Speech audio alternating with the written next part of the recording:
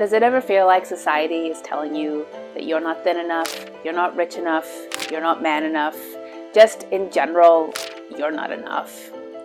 I think this is a pretty common experience for most of us. We get these messages from all around us that somehow we are not enough. And when we're subjected to this messaging over and over again, it leads us to start building up these feelings of shame inside us. Shame is an emotion that is kind of associated with being rejected or maybe shunned from society. It is kind of associated with the feeling of not being good enough to connect with other people, and it is an extremely painful emotion. Brené Brown describes shame this way. She says, "Shame is the fear of disconnection. It's the fear that something we've done or failed to do, an ideal that we've not lived up to, or a goal that we've not accomplished makes us unworthy of connection." So in a sense, shame is generally either the experience of or the fear of being socially excluded. Although I highlighted consumer culture as one large source to generate shame, it's not the only place. In fact, I'd argue that we are so consistently doused in shame that is part of the reason why we don't reject or object to these kind of shaming consumer ads. Ever since we go through high school, we're just kind of doused this shame and we just sort of see it as normal. So although in theory high school is sort of a place of learning, as far as I can tell, it is basically a place where we pit kids against each other and force them to compete, to rank them, to see who's the best. Primarily we do this academically, but we also do it with sports, or we do it with clubs and things like that. And high school has, to my mind, moved a little bit away from being the best teaching environment and more about being a ranking or rating environment.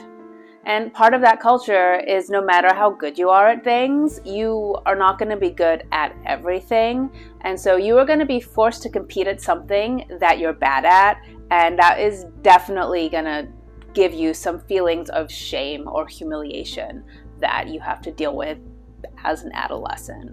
And while there might be a time when competition in our culture is reasonable or appropriate, I think it is something that should always be opted into. Simple fact is, most kids and most teens don't have a say in where they go to school. They go to the school of their parents' choosing. They are legally obligated to go to school. And if they decide they don't want to spend their adolescence competing with other teenagers to see who's the best, they don't really have a way out of that. Whereas if you are an adult and you worked at a company you didn't like, you would at least have the freedom to leave that company and choose another career or another, employer. And most teens, they just don't have that luxury.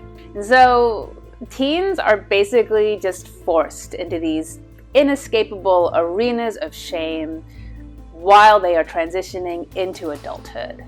Because they are just so used to feeling shame, they're not really going to notice if certain advertisers or social media people or whatever start making them feel more shame. That's just going to feel normal. They're just used to being told they're not good enough all the time. So they're not going to necessarily understand or fight back or object when these messages come from other avenues as well. And then after this, they go into adults who still don't know how to manage these feelings of shame. Now, the primary way people try to fix these feelings of shame, rather than resisting them, is they try to win at the competition that they've been forced to compete in. Or at the very least, they try to do better than average if they can't totally win it. For me personally, one of the areas where my own experiences of shame led to me feeling a little bit dysfunctional was around success. So I was not a popular kid growing up, but I was pretty good at things like math and science. And so I kind of, created this persona where I decided that all of the popular kids who were rejecting me were just kind of stupid and they didn't really know what they were doing. And I was really smart and I knew about all of this math and science stuff, right? And, I ultimately ended up going to a respected technical school, getting my degree in computer science.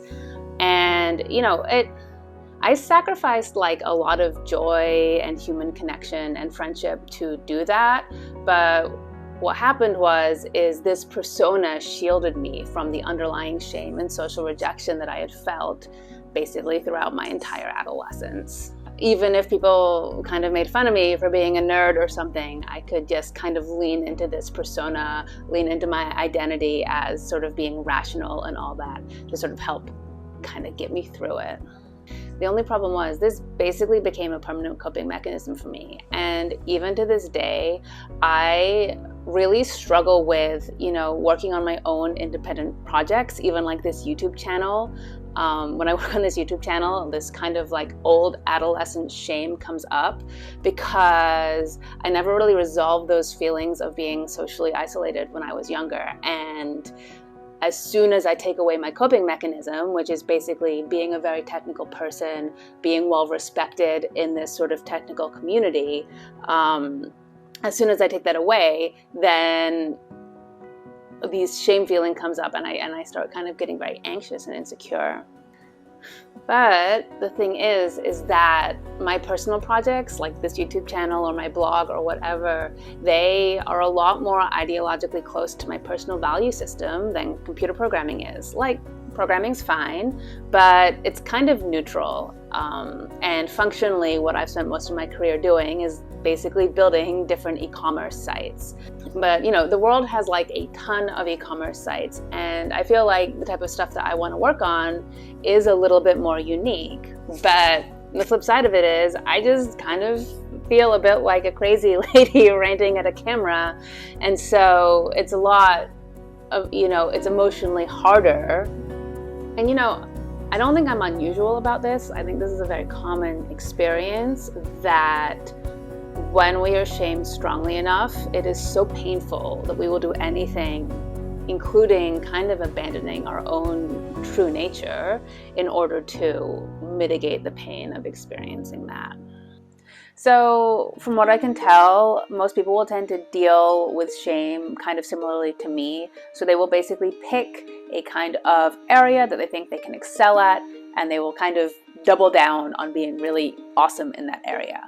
So if maybe you're a pretty girl and you decide to go full in on makeup and pretty clothes and you become absolutely gorgeous, or you're a large framed man and you go hit the gym and get really, really ripped, or whatever it is, you kind of pick that socially acceptable thing you can do well and you blast it out. And also, usually when people do this, they tend to also mentally increase the value of whatever it is they've chosen to do well at. In my case, for years, I basically thought that being a highly rational person was one of the best things that you could be, until I sort of took a look around me and realized that many of the most rational people I knew were kind of jerks. At that point, sort of the wheels started turning a little bit in my head, and I started thinking that actually maybe some other things, maybe being kind, maybe being empathetic, maybe these were things that were more important than being rational. For many people, what I kind of see is shame can limit the scope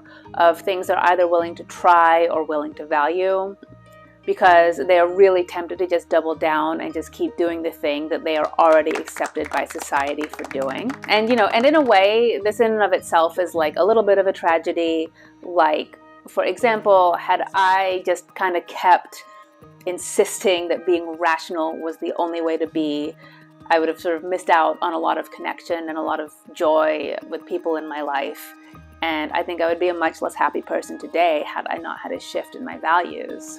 I think that this sort of shame-caused tunnel vision that people can get into can just cause a huge quality of life drop, because it prevents you from trying new things, basically, on some sense, out of a fear of failure, but really, I think, more deeply out of a fear of being shamed if you try to do something that you're not good at. But one of the things is I think that this shame-caused tunnel vision can really cause a huge quality of life drop, because at the end of the day, if you act this way, you spend most of your time doing what other people want you to do. You don't spend most of your time doing what you want to do for yourself. Why does culture put this shame upon you? And usually it's to try to get you to conform or to do something that benefits other people. So for example, if you care a lot about physical beauty, this benefits the makeup manufacturers, this benefits the clothing people and all those people.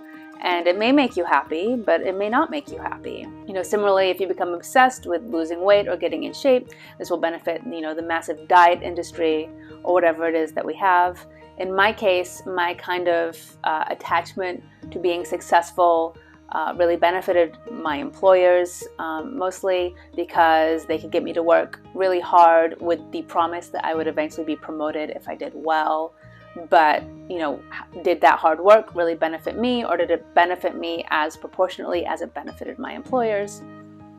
I mean, I'm inclined to think not, but my main point here is when we internalize a lot of shame, it can move us away from doing things that benefit us to doing things that benefit other people, and we're primarily just behaving in this way to avoid feeling shame. And indeed, I would argue if ever anyone is shaming you, they're doing it because they're trying to control your behavior. And if they succeed in shaming you, they will successfully control your behavior. However, unfortunately, the impact of shame is worse than just people acting out, kind of societally pushed behaviors. When somebody does not have a societally accepted quality that they can use or dive into to mitigate this shame, there is a pretty good chance that they will turn violent. I actually did a whole video on this already. I will link to it at the top of this video, but I personally believe that if we want to turn down the violence in our society, we have to really crank down the ambient levels of shame. And I think one of the best places to start dialing down the ambient levels of shame in our society is by metabolizing your own shame. And, there are kind of multiple benefits to that. The primary benefit of metabolizing your own shame is that it frees you from compulsively doing behaviors that benefit other people but do not benefit yourself.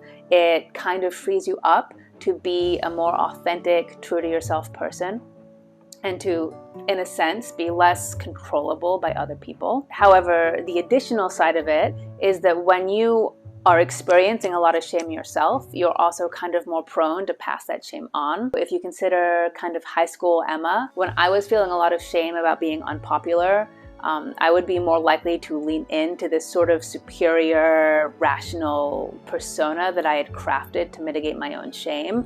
But that was a persona that was really likely to trigger shame in other people. They might have thought I looked down on them or thought they were stupid or things like that. So, I really do feel like this is one of those cases where what is best for you is also what is best for the world. Metabolizing your own shame is really great. It's great, it's great for you personally, and it's difficult, but it's great. But it's also the first step towards making the world a less violent place. Anyway, thanks for watching. I really appreciate it if you got all the way here. And I hope you have a good day, and I'll see you next time.